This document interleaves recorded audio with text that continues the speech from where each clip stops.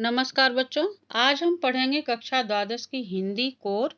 पुस्तक का नाम है आरोह भाग 2 और पाठ है कवितावली। बच्चों, कवितावली में 2 कवित्त और 1 सवैया है। तो इसमें हम इस पहले भाग में हम तुलसीदास जी द्वारा रचित कवित्त पढ़ेंगे और उससे पहले हम तुलसीदास का जीवन परिचय। तो बच्चों, यहाँ देखिए चित्र में जो है ये तुलसीदास जी हैं जो रामचरितमानस की और अपने अन्य ग्रंथों की रचना करते हुए यहाँ पर नजर आ रहे हैं। वैसे यहाँ का जो दृश्य है वो रामचरितमानस की रचना का है। तो इस तरह से तुलसीदास जी के बारे में हम आगे पढ़ेंगे। कवि तुलसीदास जी का जीवन परिचय। तुलसीदास जी का जन्म बांदा जिले के राजापुर गांव में हुआ था। कुछ विद्वान उनका जन्म स्थान सोरो एटा को भी मानते हैं। हालांकि उनके जन्म स्थान के बारे में विद्वानों में मतभेद है। तुलसीदास जी का जन्म घोर कष्ट में बीता। बचपन में ही उनके माता पिता का निधन हो गया और वह भी भिक्षाटन द्वारा अपना जीवन यापन करने को विवश हो गए। कहा जाता है कि गुरु नरहरि दास की कृपा से राम भक्ति का मार्ग मिला और रत्नावली से फिर उनका विवाह हुआ और उनकी बातों से प्रभावित होकर के तुलसीदास का गृह त्याग करने की कथा भी प्रसिद्ध है, किंतु इसका पर्याप्त प्रमाण नहीं मिलता। बच्चों, अक्सर आप ने ये कथा सुनी होगी कि तुलसीदास जी का विवाह जो है वो रत्नावली नामक कन्या से हुआ था और उनके साथ वह प्रेम पूर्वक रहते थे। एक बार जब वो अपने मायके जा रही थी तो मायके वो चली गई और उनके जाने के बाद तुलसीदास जी भी कुछ समय पश्चात उनके यहाँ पहुंच गए। तो इस तरह से जब वो मायके में थी तो वो लज्जावश उनको बहुत क्रोध आया और बाकी भी इसके पीछे बहुत कहानी है, तो वो उसका उल्लेख यहाँ ज़्यादा नहीं कर रहे हैं हम। और उस समय उनको वो अच्छा नहीं लगा, उनको अपना उपहास लगा और उन्होंने उनसे जो है अपनी बातों को कहा था। उन्होंने यही कहा था कि लाज न आवत आपको दौड़े आयो साथ, धिक धिक ऐसे प्रेम को कहा कहूँ मैं नाथ। तो उन्होंने कहा कि अपने लिए जो है अपना जो उनके प्रति उनका प्रेम था उसको उन्होंने बहुत अच्छा नहीं कहा।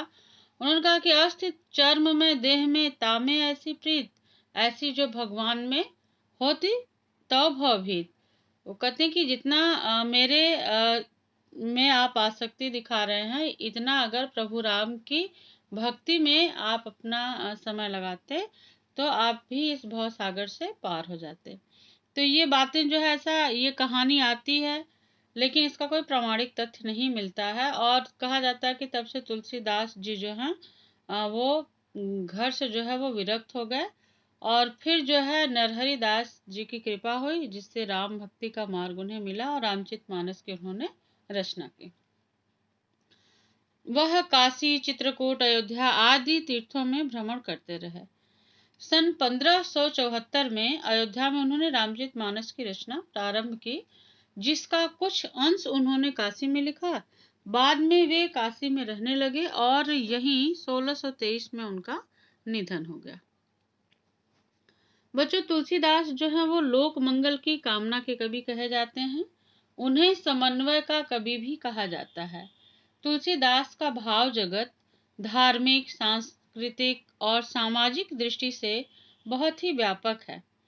मानव प्रकृति और जीवन जगत संबंधी गहरी अंतर्दृष्टि और व्यापक जीवनानुभव के कारण ही वे रामचरितमानस में लोक जीवन के विभिन्न पक्षों का उद्घाटन कर सके हैं।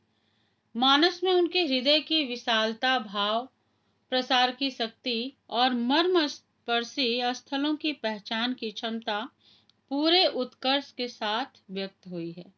बच्चों, इनकी जो 11 रचनाएं हैं वह प्रमाणिक सिद्ध हुई हैं, जो कि इस प्रकार से हैं: रामलला, नहछु, बरवई रामायण, रामचरितमानस, दोहावली, कवितावली, गीतावली, विनय पत्रिका, श्री कृष्ण गीतावली, पार्वती मंगल, जानकी मंगल, रामाज्ञा प्रश्नावली।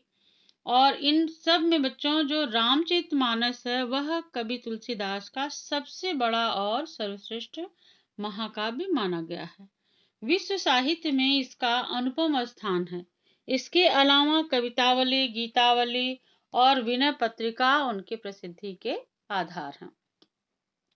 बच्चों यहाँ पर हम जो पाठ पढ़ेंगे, जो कवितावली है जो तुलसीदास जी द्वारा रचित है, यह उत्तरकांड से है और इसमें 2 कवित्त और 1 सवैया है, वहां से लिए गए हैं। पहला जो छंद है उसमें है किसबी किसान की। उसमें उन्होंने दिखलाया है कि अच्छे बुरे समस्त लीला प्रपंच का आधार पेट की आग का दारुण गहन यथार्थ है, जिसका समाधान वह राम रूपी घनश्याम अर्थात मेघ के कृपा जल में देखते हैं। इस प्रकार उनकी राम भक्ति जो है वो पेट की आग बुझाने वाली, यानी जीवन के यथार्थ संकटों का समाधान करने वाली है। साथ ही जीवन बाह्य आध्यात्मिक मुक्ति देने वाली भी है। जो दूसरा उनका छंद है बच्चों, उसमें चूंकि ये पाठ हम जब पढ़ेंगे उससे पहले मैं पाठ का इंट्रो आपको करा दे रही हूँ। दूसरा जो कवित्त है वह है खेती न किसान। इसमें ये बताया गया है कि किसी के पास कोई भी कार्य करने को नहीं है, तो इसमें प्रकृति और शासन की विषमता से उपजी बेकारी और गरीबी की पीड़ा का यथार्थ चित्रण करते हुए उसे दशानन रावण से उपमित करते हैं, अर्थात उपमा देते हैं कि उस समय की जो स्थिति है वो दशानन की तरह है, रावण की तरह है। और जो तीसरा छंद है बच्चों वह कवित्त नहीं है, वह सवैया है, जिसमें वो यही कहते हैं कि धूत कहो और धूत कहो।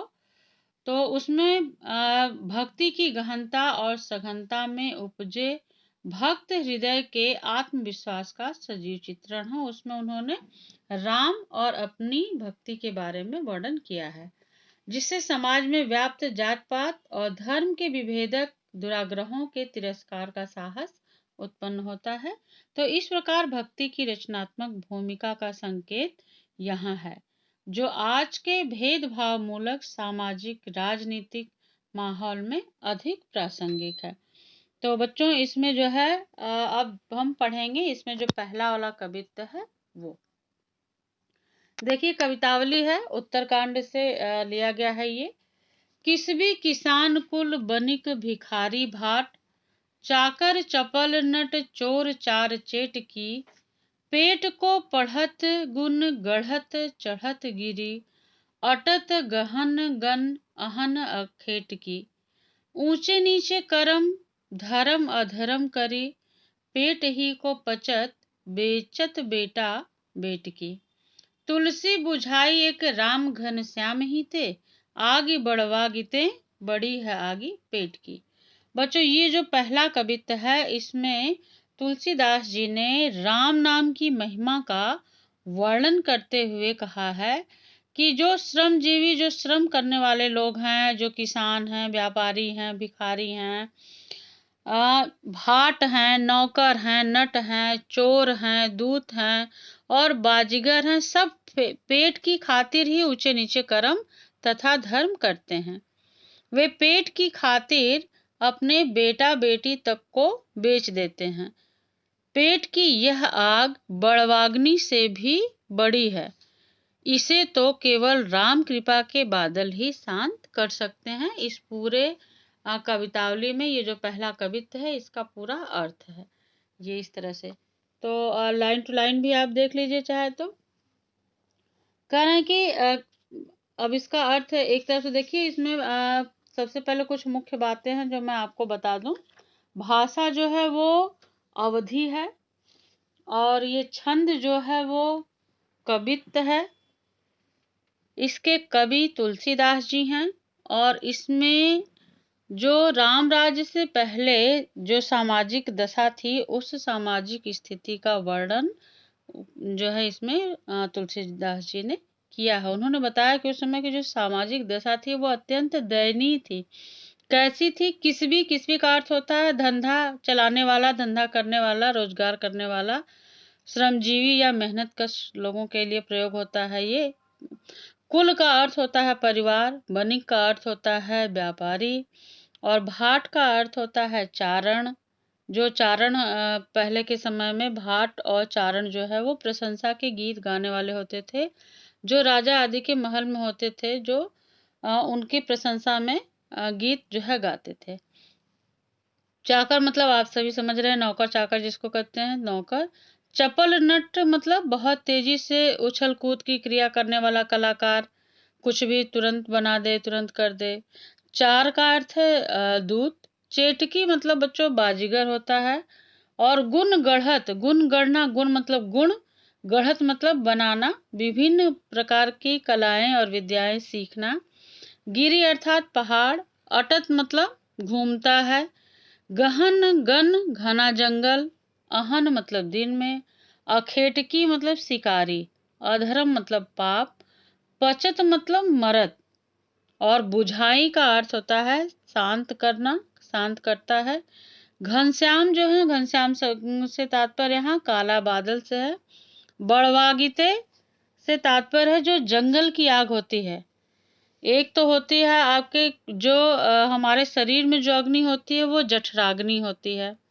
और जो जंगल की आग की तरह है होती है, जो जंगल में आग लग जाती है उसको बड़वाग्नि कहते हैं। तो इस तरह से जो है जो पेट की आग है उसको जंगल की आग के समान जो है यहाँ बताया गया है। आगी पेट की अर्थात पेट की आग से तात्पर्य यहाँ भूख से है। कहते हैं ना कि पेट में आग लगी हुई है अर्थात भूख लगी हुई है। तो इस तरह से बच्चों इसका एक एक अर्थ जो है वो इस प्रकार से है। तो आप देखिए इसमें कह रहे हैं कि किसान के पास कोई भी कार्य करने के लिए नहीं है। जो मेहनत करने वाले लोग हैं उनके पास किसी भी तरह का कोई कार्य नहीं है। बनिए के पास अपना व्यापार करने के लिए नहीं है। भिखारी को कोई भीख देने वाला नहीं है। जो भाट और चाकर हैं, चपल नट चोर चार चेटकी, ये जो लोग हैं इनको भी किसी भी तरह का कोई कार्य नहीं मिलता। पेट को पढ़त, पेट को पढ़त अर्थात पेट को भरने के लिए लोग क्या कर रहे हैं, गुण गढ़त, लोग तरह तरह की विभिन्न कलाएं सीख रहे हैं कि वह यह सीख लेंगे, इस तरह की कला सीख लेंगे तो शायद उनको जीविका मिल जाएगी। उस गुण को सीखने में लोग क्या कर रहे हैं, कोई जो है वो पर्वत पे चढ़ रहा है, कोई घने जंगलों में जाकर के आखेट कर रहा है। और यहाँ तक कि लोग ऊंचे नीचे कर्म करने से भी पीछे नहीं हैं। लोग अपने पेट की आग बुझाने के लिए धर्म और अधर्म भी कर रहे हैं। पेट ही को पचत, पेट को ही पचत मतलब भरने के लिए बेचत बेटा बेटकी। तो बच्चों यहाँ पे आप देखेंगे कि बेटा और बेटी को पेट की ज्वाला बुझाने के लिए अगर बेचा जाता है तो इससे दयनीय स्थिति कुछ और हो ही नहीं सकती है। तो इससे ये पता चलता है कि उस समय जो सामाजिक स्थिति थी, जो समाज में जो बेरोजगारी थी वह किस हद तक थी। तुलसी बुझाई, तुलसीदास जी कहते हैं कि बुझाई एक राम घनश्याम ही थे। एक राम ही है जो कि इस पेट की आग को, जो घनश्याम रूपी राम है वही इस पेट की आग को बुझा सकते हैं। तो यहाँ पर बच्चों घनश्याम रूपी राम, घनश्याम अर्थात बादल, घने बादल जो बारिश करते हैं, तो घनश्याम रूपी राम ही इस बड़वागिते अर्थात जंगल की तरह लगी हुई पेट में आग को वही घनश्याम रूपी राम ही बुझा सकते हैं। तो यहाँ पर रूपक अलंकार है। इस तरह से लगभग सभी लाइनों में आप देखेंगे तो अनुप्रास अलंकार, जैसे किस भी किसान क वर्ण की आवृत्ति हो रही है तो यहाँ अनुप्रास अलंकार हो गया। चाकर चपल चोर चार चेटकी, यहाँ पे इस तरह से अनुप्रास अलंकार हो गया। तो ऐसे बच्चों आप लोग अनुप्रास अलंकार छांट करके लिख लेंगे। और रूपक मैंने अभी अभी आपको नीचे बता दिया है। इस काव्यांश पे आधारित बच्चों 7 लघु प्रश्न हैं। इसे मैं आपको अभी जो पैराग्राफ पढ़ाया उसी से है प्रश्न, तो उससे आप उत्तर इसका लिख लेंगे। कवि तथा कविता का नाम लिखिए। सभी को पता है कि कवि तुलसीदास जी हैं। कविता जो है वो कवितावली है, उत्तरकांड से ली गई है। और किस किस वर्ग के लोग पेट पूर्ति के लिए मारे मारे फिर रहे हैं, तो आपको मैंने जो इसमें पैराग्राफ में दिया हुआ है, किसान, बनिया, भिखारी, भाट, नौकर, चाकर, ये सभी लोग जो हैं अपने पेट की पूर्ति के लिए मारे मारे फिर रहे हैं, अर्थात उनकी कोई आजीविका नहीं है, इसलिए उनका पेट भी नहीं भर रहा है।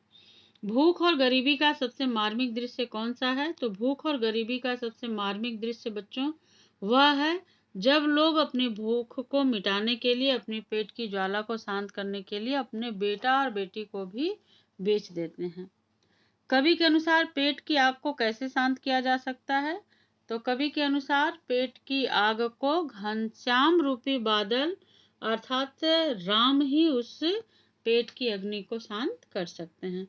प्रस्तुत काव्यांश किस छंद में है? कवित्व में है। अनुप्रास अलंकार मैंने अभी आपको बताया है। राम घनश्याम में रूपक अलंकार है। तो इस तरह से बच्चों ये आप पूरा पढ़ेंगे, उसकी व्याख्या भी करेंगे और दिए गए इन छोटे प्रश्नों के, लघु प्रश्नों के उत्तर भी लिखेंगे तथा याद करेंगे। धन्यवाद।